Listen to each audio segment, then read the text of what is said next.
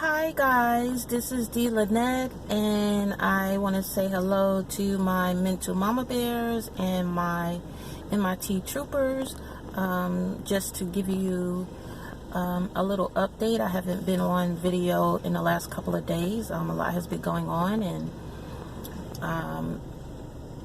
maybe if I start doing live I might get on more, but being that this is a video, I'll just give you an update. Yep, I'm wearing sunglasses and a hat because I washed my hair and braided it, and I haven't taken it out to wear it out. So, and you know, it's sunny outside, and when I have my contacts in, I have my sunglasses on. So I always have on glasses. I'm coming to you to follow up on estrangement. And when it comes to family, I posted a couple of videos on it already, and now here is my next part. The first video in regards to estrangement and family, regarding my daughter in particular, I had said that she came into town because she now lives in New York, and we don't speak that much.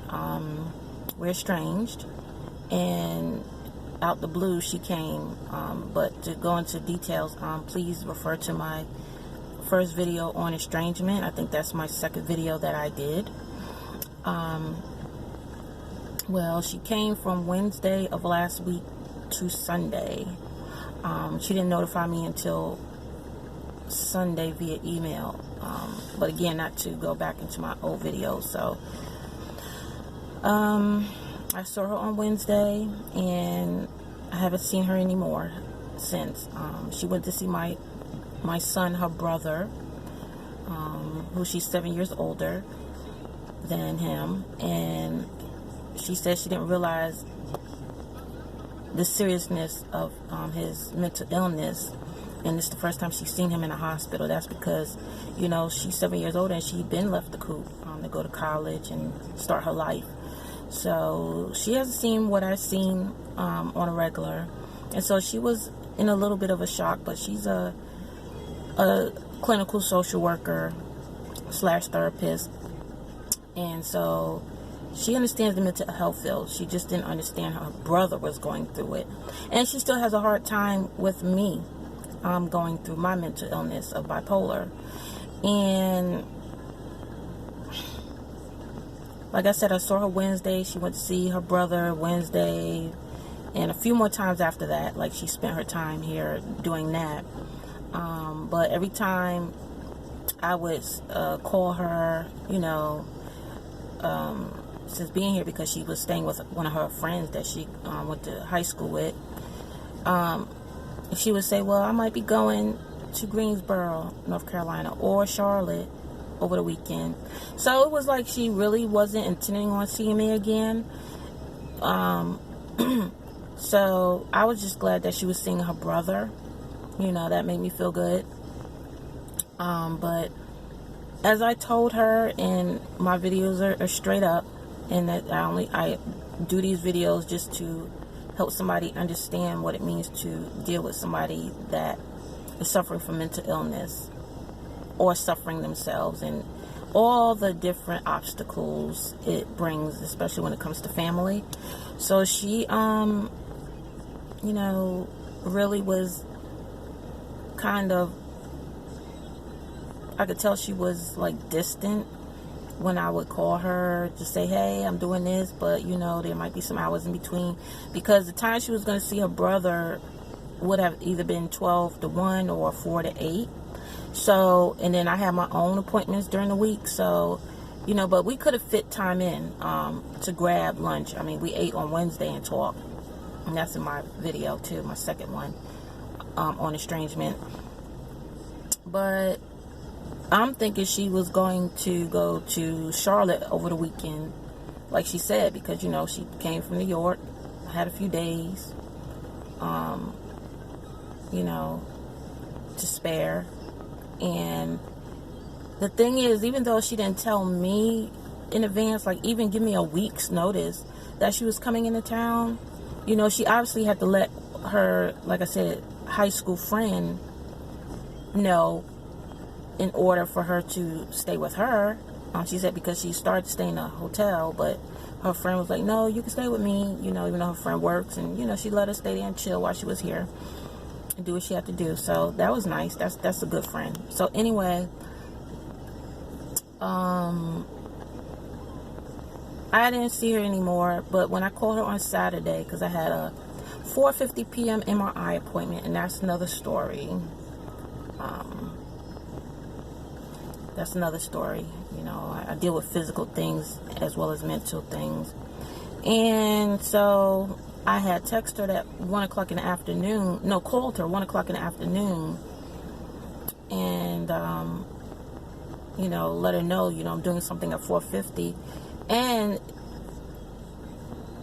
to see if she was still, you know, going to be in Raleigh versus going to Charlotte. So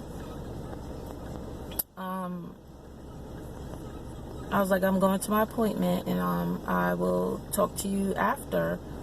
And that's exactly what I did after my appointment. Now let me backtrack. It was around 1 o'clock when I called in everything. And so she was like, okay. But she said, well, I'm going to see my brother. So she did go see him on Saturday.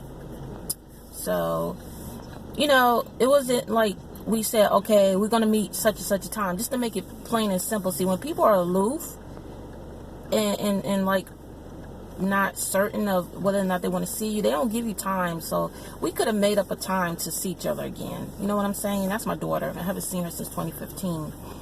And so I had said something around 1 o'clock about,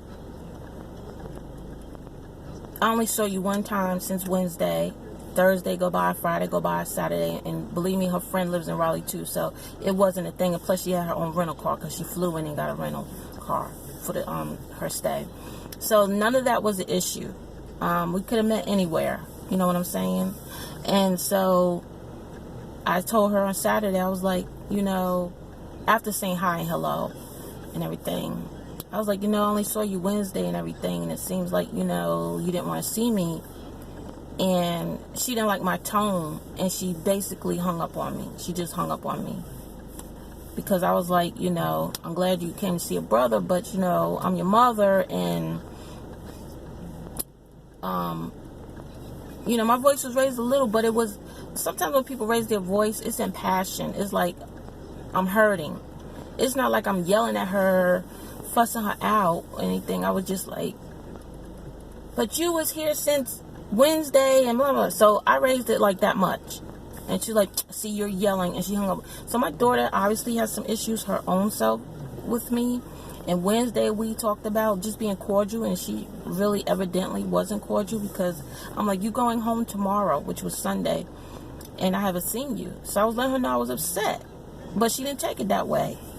So the thing is, she pertains anytime I get upset or whatever to my bipolar, which is not always the case. Everything isn't related to my bipolar. Some things are related to just me being upset over a situation that occurred. You know, I haven't seen her since 2015, saw her Wednesday, you know, and I told her, after she hung up on me, I tried to call her back, and then we start texting from that point on. And so today is a whole nother week. Today is Tuesday, July 2nd, you know. So me and my daughter are very much estranged, and it's just difficult because she has a brother that has mental illness. She has a mother that has mental illness, that she confirms that when growing up, her being a therapist now, she would assess me as bipolar. Like, she's like, if I knew then what I knew now, yeah, I would be, that would have been my assessment. So it's like, but instead of her being understanding, like, hey, I haven't seen you since Wednesday, obviously you You know, I called you Wednesday. We talked Wednesday. We talked every day while she was here. But it was always like, oh, she's doing something or she may be doing something. All I had was appointments. My appointments, everything would have ended at 3-something. It's Saturday. They gave me a late appointment. Which was good. Usually you have to wait like weeks to get in, but unless it's serious. But well, obviously I'm getting it in my eye, so it's something. But I saw my doctor that sent me that Thursday,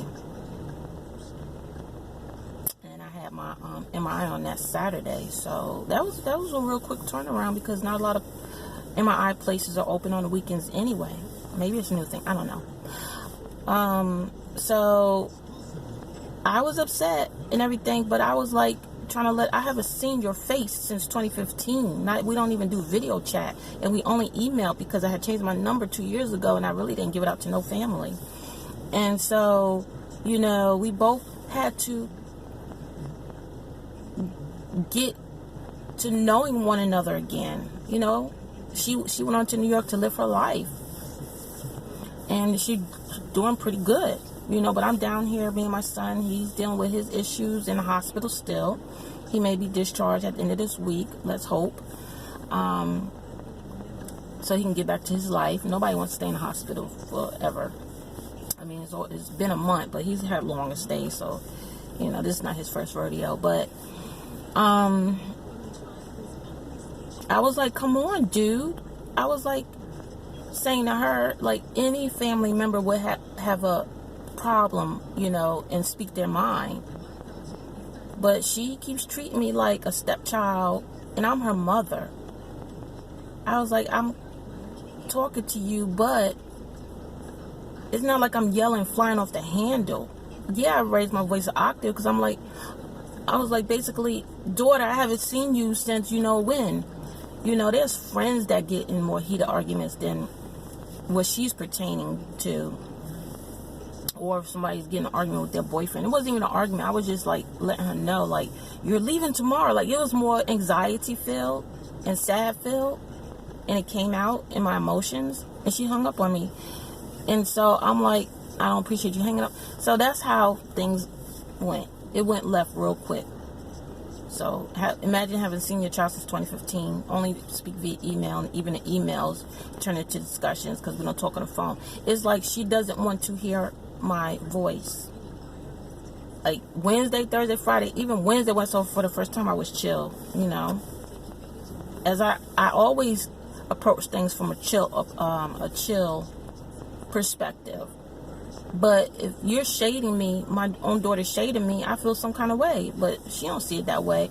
But she keeps alerting it back to, oh, you're bipolar. No, I'm just a sad mother. That's what I am. I'm feeling sad as a mother of a daughter that she's so intelligent, got her head on straight.